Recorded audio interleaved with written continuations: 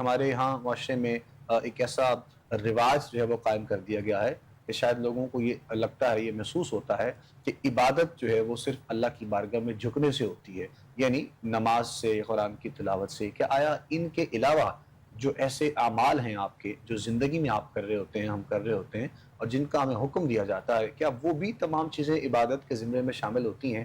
یعنی ان سے بھی ہمیں اجر و ثواب کا اتنا معاملہ ہوتا ہے کہ ہم اس کو عبادت کہہ سکتے ہیں کہ ہم کسی کی خدمت کر رہے ہیں، ہم کسی سے محبت کا اظہار کر رہے ہوتے ہیں اس وقت میں، اس دور میں کہ وہ پریشان ہے، وہ مسائل کا شکار ہے، اس کی خدمت کی جائے، اس کی مدد کی جائے، اور ایسے تمام بہت سی چیزیں ہیں جو خفیہ رہتے ہوئے لوگ کر رہے ہوتے ہیں۔ کیا آیا وہ بھی اللہ کی بارگاہ میں عبادت کے حوالے سے شمار کیا جاتا ہے، یا پھر صرف اللہ کی بارگاہ میں جھکنے سے، اللہ کی بارگاہ میں جو ہے وہ پابندی صوم و صلات اور قرآن کی تلاوت، ان تمام چیزوں کو ہی عبادات میں ہم شامل کر سکتے ہیں؟ اس پر تھوڑی سی انشاءاللہ بات کرتے ہیں، اور گزارش کروں گا میں جناب قبلہ سہروردی صاحب سے گفتگو کا آغاز فرمائیے گا۔ بسم اللہ الرحمن الرحیم۔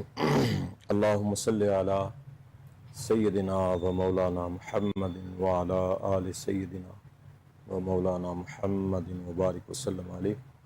الصلاۃ والسلام علیک یا سیدی یا رسول اللہ وعلی آلک و اصحابک سیدی یا حبیب اللہ۔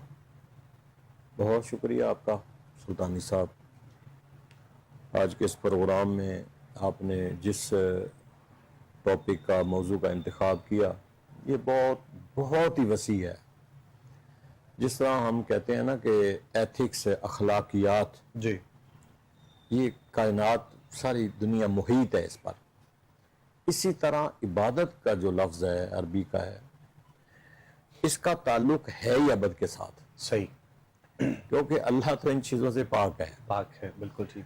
تو باقی اس کا تعلق جو ہے، فرشتے ہیں وہ چونکہ خالی وہ نوری مخلوق ہے، وہ سارے ذکر اذکار میں ہیں، لیکن جو عبادت ہے وہ عبد، جس کا جو عبد روح اور جسم کے ساتھ عبد کہلاتا ہے، اس کا تعلق ہے عبادت کے ساتھ۔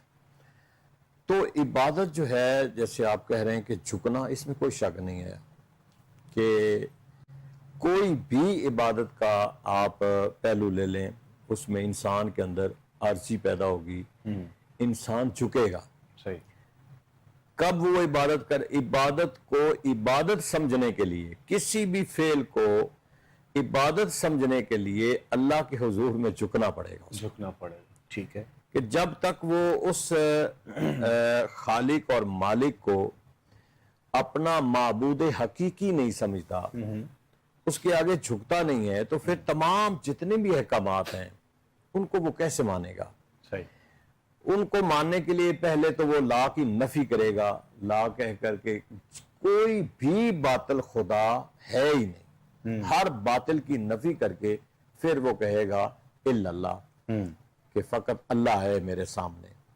سارے باطل جتنے بھی ہیں ان کی نفی کر دی اس نے، اس لیے کلمے کا مطلب پہلے نفی ہے۔ تمام باطل خداؤں کی نفی کرنے کے بعد پھر ہم کہتے ہیں کہ اللہ ہے۔ اسی طرح رسول اللہ صلی اللہ تعالی علیہ وسلم کی ہم گواہی دیتے ہیں کہ آپ اللہ کے رسول ہیں۔ بے شک۔ اب جو عابد ہے، عبادت کرنے والا ہے، جو عبد ہے، جس کا تعلق عبادت کے ساتھ ہے، اب اس نے اللہ، اس کے رسول کو مان لیا، اور جتنے ان کے احکامات ہیں ان کے آگے اپنے آپ کو سر تسلیم خم کر دیا۔ صحیح، جب اس نے سر تسلیم خم کیا احکامات الہی اور احکامات رسول کائنات صلی اللہ تعالی علیہ وسلم کے، دیکھیں نا، ہم کوئی بھی عمل کرتے ہیں تو ہم کہتے ہیں کہ یہ عمل شریعت میں ہے۔ مثال کے طور پہ ہم کسی کو ایک پانی کا گلاس دیتے ہیں، صحیح، تو یہ بھی تو ایک عبادت ہے نا، بالکل ایک ثواب ہے۔ جی، جس عمل کا ثواب ہے، اجر ہے، وہ عمل تمہاری عبادت ہے، عبادت میں شامل ہے، وہ عبادت میں شامل ہے۔ صحیح، پانی کا گلاس دیتے ہیں، پانی پلاتے ہیں، کوئی بڑا آ جائے ہم اس کی کھڑے ہو کے تعظیم کرتے ہیں۔ تعظیم کرتا ہے، اسی طرح ہم سلام میں، افشو السلام، اسلام میں پہل کرتے ہیں، صحیح، اسے سلام کہتے ہیں، اس پر سلامتی بھیجتے ہیں، وہ آگے سے ہمیں پھر سلامتی بھیجتا ہے۔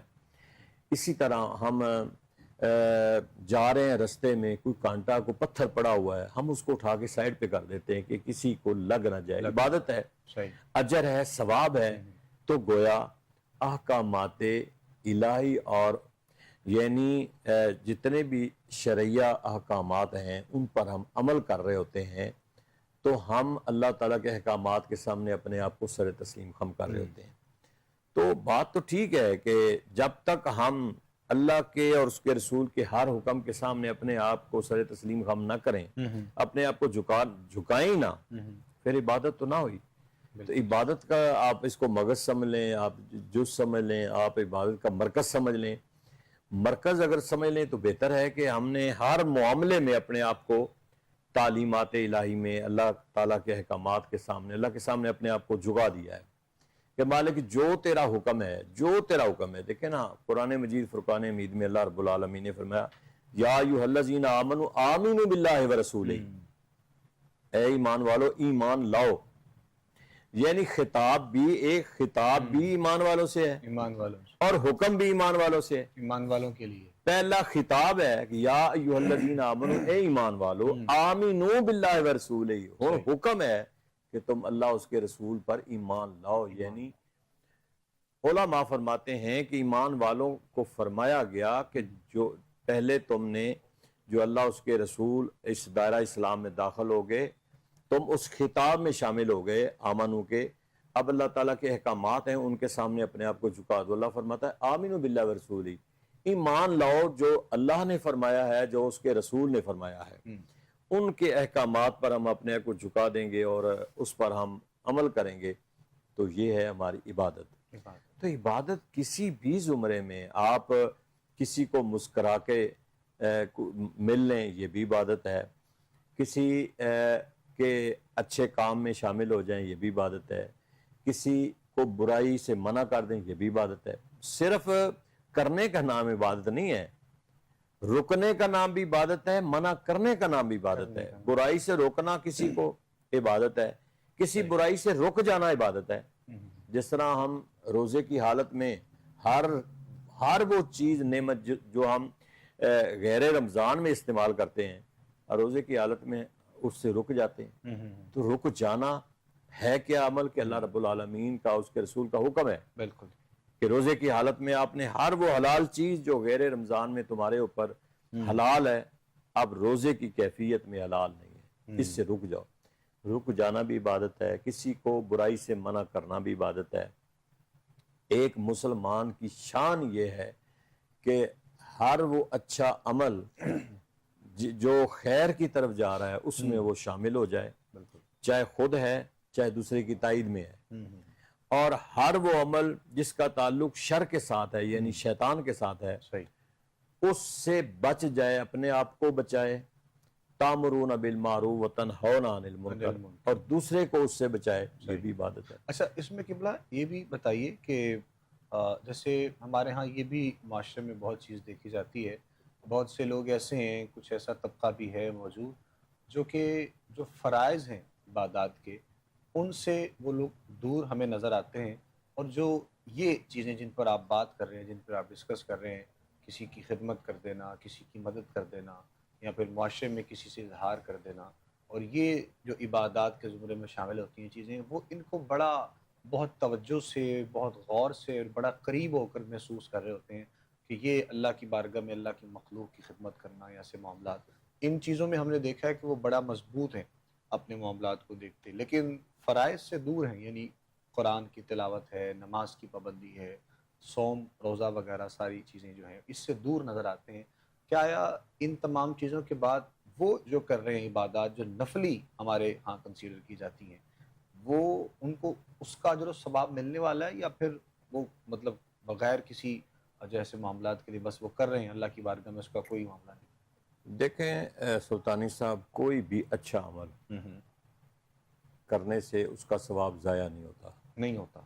صحیح. وہ کوئی بھی عمل کرے، ایک بندہ فرائض چھوڑ رہا ہے، اس کا اسے حساب دینا پڑے گا. صحیح ہے کہ اس نے فرائض نہیں پڑھے ہیں. لیکن ایک بندہ فرائض کے علاوہ کوئی ایسے اچھے عمل کر رہا ہے، کوئی نیکی کر رہا ہے، ماں سوائے وہ شخص کہ جو کفر پر ہے، ٹھیک اس کو کسی عمل کا کوئی اجر نہیں ملے گا اگر وہ صحیح کفر پر ہے۔ اگر کوئی شخص مسلمان ہے، کلمہ پڑھنے والا ہے، اللہ اس کے رسول کی اتباع کرنے والا ہے، وہ فرائض ترک کر رہا ہے، تو صاف ظاہر ہے کہ اس کا اسے حساب دینا پڑے گا۔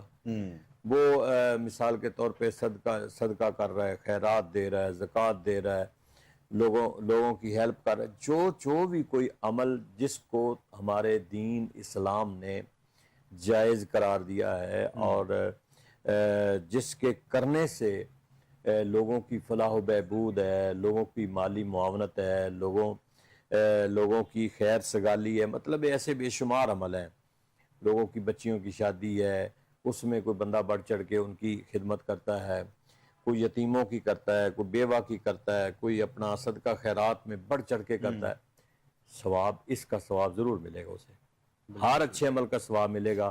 اور اگر وہ فرائض ترک کر رہا ہے تو فرائض کا اسے حساب دینا پڑے گا۔ بالکل ٹھیک ہے۔